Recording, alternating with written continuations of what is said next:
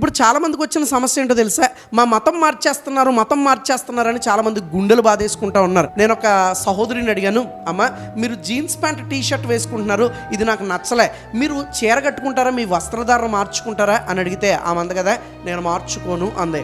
మరొక సహోదరుడి దగ్గరికి వెళ్ళి అడిగాను, అయ్యా మీరు పంది మాంసం తింటున్నారు, బీఫ్ తింటున్నారు, ఇది నాకు నచ్చలే, మీ ఆహారపు అలవాట్లు మార్చుకుంటారా అంటే అతడు అన్నాడు కదా, నేను మార్చుకోను అన్నాడు. ఒకరి వస్త్రధారణ మనం మార్చలేం, ఒకరి ఆహారపు అలవాట్లు మనం మార్చలేం, ఒకరి మతాన్ని మనం ఎలా మార్చగలుగుతాం?